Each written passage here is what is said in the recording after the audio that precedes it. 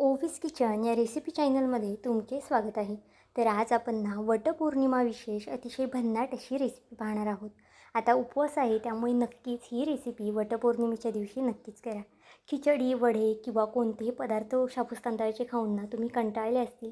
पण ही रेसिपी अशी आहे की नक्कीच तुम्ही बनवाल, कारण की अगदी झटपट बनते आणि खायलासुद्धा अगदी अप्रतिम लागते.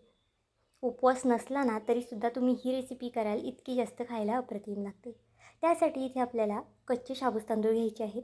इथे आपल्याला कोणतीही पूर्वतयारी वगैरे करून ठेवायची नाही या रेसिपीला.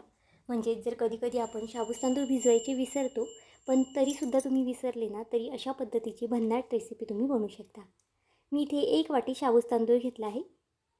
आता हा शाबूत तांदूळ आपल्याला कढईमध्ये टाकून थोडासा भाजून घ्यायचा आहे. पाहू शकता कच्चाच शाबूत तांदूळ आहे. आपण कुठेही ह्याला भिजवून वगैरे घेतलेलं नाही. अगदी थोडासा भाजून घ्यायचा आहे. एक 2 ते 3 मिनटं तुम्ही हा शाबूत तांदूळ भाजू शकता. फक्त रंग बदलेपर्यंत हा शाबूत तांदूळ आपल्याला भाजायचा नाही. 1-2 मिनटं झालेली आहेत. आता इथे मी गॅस बंद करून घेतलेला आहे. त्यानंतर एका प्लेटमध्ये हा शाबूत तांदूळ आपल्याला काढून घ्यायचा आहे. आता बघा, हा शाबूत तांदूळ अगदी कडकडीत असं गरम आहे. इतपतच आपल्याला हा भाजायचा आहे. आता थंड होऊन द्यायचं आहे. एक 4 ते 5 मिनटानंतर शाबूत तांदूळ आरामात थंड होतो. त्यानंतर इथे एक मिक्सरचं भांडं घ्यायचं आहे. मिक्सरचं भांडं ओलं नसेल याची काळजी घ्या, म्हणजे आपला जो शाबूत तांदूळ आहे तो अगदी छान असा वाटला जातो. आता सगळा शाबूत तांदूळ यामध्ये घालून घेतलेला आहे आणि मिक्सरच्या भांड्यामध्ये टाकून आपण हे वाटून घेणार आहोत. अजिबातच पाणी वगैरे टाकायचं नाही आपल्याला वाटताना. हा शाबूत तांदूळ कोरडाच आपल्याला वाटून घ्यायचा आहे.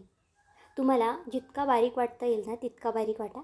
पण इथे बघा, माझ्या मिक्सरच्या भांड्यामध्ये इतका बारीक झालेला आहे, म्हणजे आपला जाड रवा जेवढा बारीक असतो अगदी त्या पद्धतीने बारीक झालेला आहे. तुम्हाला जर अजून थोडंफार हे बारीक करता आलं तर ते सुद्धा इथे तुम्ही बारीक करून घेऊ शकता. बघा, फक्त खूप जास्त आपल्याला जाड ठेवायचं नाही. जर तुम्ही खूप जास्त जाड ठेवलं तर रेसिपी आपली फसू शकते. तर इथे बघा, आता आपलं जे शाबूत तांदळाचं पीठ आहे ते तयार झालेलं आहे. आता यामध्ये मी हिरवी मिरची घालणार आहे. एक 3 ते 4 हिरव्या मिरच्या मी बारीक बारीक अशा कट करून घेतल्या आहेत. तुम्हाला हवं असेल तर मिरचीचा ठेचा घातला तरी चालेल. यामध्ये भाजलेल्या शेंगदाण्याचा कूट घालायचा आहे. तर इथे मी 2 चमचे भाजलेल्या शेंगदाण्याचा कूट घातला आहे. उकडलेला बटाटासुद्धा घेतला आहे. आता बटाटा हाताने न कुस्करता आपण अशा पद्धतीने किसणीने किसून घेणार आहोत. जर तुम्ही हाताने कुस्करला तर बटाट्याचे छोटे छोटे गाठी राहतात. त्यामुळे शक्यतो बटाटा अशा पद्धतीने किसणीने किसून घ्या.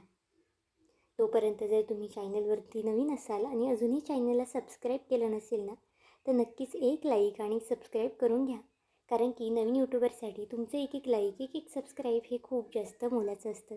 तसाच माझा हा व्हिडिओ तुम्ही कोणत्या देशातून, शहरातून पाहत आहात हे सुद्धा मला कमेंट करून सांगायला मात्र विसरू नका. आता इथे बघा, सगळा बटाटा आपला किसून झालेला आहे. ही रेसिपी मी 2 जणांसाठी करते. त्यानुसार इतके शाबूत तांदूळ किंवा जे काही साहित्य घेतलेले आहे ते त्यानुसार मी घेतलेलं आहे. जर तुम्ही जास्त लोकांसाठी करत असाल तर साहित्याचं प्रमाण इथे तुम्ही वाढू शकता. आता यामध्ये चवीनुसार मीठ घातलेलं आहे आणि आपल्याला हे छान असं मळून घ्यायचं आहे. अजिबातच पाण्याचा किंवा तेलाचा हात आपल्याला इथे घ्यायचा नाही, कारण की बटाट्यामध्ये बऱ्यापैकी मॉइश्चर असतं. त्यामुळे इथे तुम्ही पाहू शकता आपल्याला यातच हे मळून घ्यायचं आहे. जर तुम्ही 1 वाटी शाबूत तांदूळ घेत असाल एक लहान आकाराची वाटी, तर 1 मीडियम आकाराचा बटाटा उकडून घ्या. आणि जर जास्त प्रमाणात करत असाल तर बटाट्याचं प्रमाणसुद्धा त्यानुसार वाढवा, म्हणजे जे आपलं पीठ आहे ते अगदी परफेक्ट असं तयार होतं. आता हे पीठ अगदी छान असं आपल्याला मळून घ्यायचं आहे. जर सकाळच्या घाई गडबडीमध्ये हा पदार्थ तुम्हाला करायचा असेल तर हे पीठ तुम्ही संध्याकाळचंच अशा पद्धतीने मळून ठेवू शकता आणि सकाळचं गरमागरम ही रेसिपी तुम्ही बनवू शकता. इथे बघा, पीठ आपलं तयार झालेलं आहे. अगदी परफेक्ट असं पीठ झालेलं आहे. पीठ मळताना मी अजिबातच पाणी किंवा तेलाचा वगैरे हात वापरला नव्हता. आता हात स्वच्छ धुवून घ्यायचे आहेत आणि नंतर याची आपल्याला असं सिलेंडरच्या साईजमध्ये शेप द्यायचा आहे. तुम्हाला हवं असेल तर तुम्ही छोटे छोटे कटलेट टाईपसुद्धा आकार देऊ शकता, किंवा मग तुम्ही गोल गोल आकार देऊ शकता, किंवा अगदी या पद्धतीने, म्हणजेच तुमच्या आवडीनुसार इथे तुम्ही याला आकार देऊ शकता. इथे बघा, अगदी या पद्धतीने मी याला आकार दिलेला आहे. अगदी झटपट होतात, खूप जास्त वेळसुद्धा लागत नाही. आता अशाच पद्धतीनं सगळे मी करून घेते. नेहमीची खिचडी किंवा मग शाबूत तांदळाचे इतर पदार्थ खाऊन आपल्याला कंटाळा येतो, पण असं काहीतरी नवीन केलं की खायलासुद्धा छान वाटतं. त्यामुळे नक्कीच एकदा करून पहा. ही रेसिपी ना तुम्ही कशासोबतही खाऊ शकता. नुसती खाल्ली तरी अप्रतिमच लागणार आहे, पण दह्यासोबत किंवा एखाद्या चटणीसोबत खाल्ली ना तरीसुद्धा अप्रतिम लागतात. आता इथे पाहू शकता सगळे बॉल्स आपले तयार झालेले आहेत आणि अगदी एकसारखे आणि घट्ट असे दाबून करायचे आहेत आपल्याला. सैलसर केले ना तेलामध्ये वगैरे हे बॉल्स फुटू शकतात. आता तोपर्यंत एका साईडला गॅसवरती मी तेलसुद्धा तापत ठेवलेलं आहे. ज्यावेळेस तुम्ही बॉल्स तयार करताल ना त्यावेळेसच तेल तापत ठेवा, म्हणजे मग तुमचा वेळसुद्धा वाचला जाईल. आता इथे बघा मी थोडंसं पीठ टाकून बघितलेलं आहे तेल तापलं आहे का नाही. तेल अगदी आपल्याला छान तापून घ्यायचं आहे. ज्या पद्धतीने आपण शाबूत तांदळाचे वडे करतो ना त्याला कसं तेल तापवतं अगदी त्याच पद्धतीने तेल तापून घ्यायचं आहे आणि एक एक करून हे बॉल्स आपल्याला सोडून घ्यायचे आहेत. आता कढई थोडीशी पसरटी आहे त्यामुळे मी एकदम बऱ्यापैकी सोडत आहे. पण जर तुमची कढई लहान असेल, खोलगटी असेल ना तर तुम्ही एका टायमाला 3 ते 4 बॉल्स सोडले ना यामध्ये तरी चालेल. आता मीडियम गॅसवरती आपल्याला हे तळून घ्यायचे आहेत. गॅस खूप जास्त स्लोसुद्धा करायचा नाही किंवा फास्टसुद्धा करायचा नाही. अगदी मीडियम गॅसवरतीच आपल्याला हे तळून घ्यायचे आहेत. अगदी छान फुलले जातात पहिल्यापेक्षा. बघा इथे तुम्हाला दिसतच असेल, पहिल्यापेक्षा जे आपले बॉल्स आहेत ना ते अगदी छान असे फुलले आहेत. आता थोडं थोडं मध्ये पलटत राहायचं आहे. एक 5 ते 6 मिनटामध्ये अगदी आरामात छान सोनेरी रंग येतोपर्यंत आपल्याला तळून घ्यायचे आहेत. आता सगळे बॉल्स मी तळून घेते. अगदी याचा रंग बदलेपर्यंत ना छान खमंग तुम्हाला हा बदामी रंग येतोपर्यंत तळायचा आहे. तुम्ही इथे पाहू शकता अगदी छान असा बदामी रंग आलेला आहे.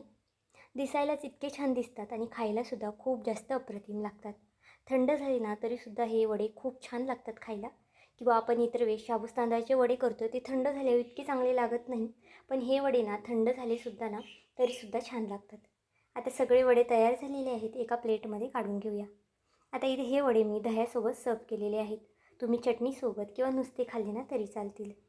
तर आजची ही रेसिपी तुम्हाला कशी वाटली मला हे कमेंट करून नक्की सांगा. आणि चॅनलवरती नवीन असाल, चॅनलला अजूनही सबस्क्राईब केलं नसेल तर एक लाईक आणि सबस्क्राईब करायला विसरू नका. पुन्हा भेटूया आपण अशाच एका नवीन व्हिडिओमध्ये. तोपर्यंत बाय.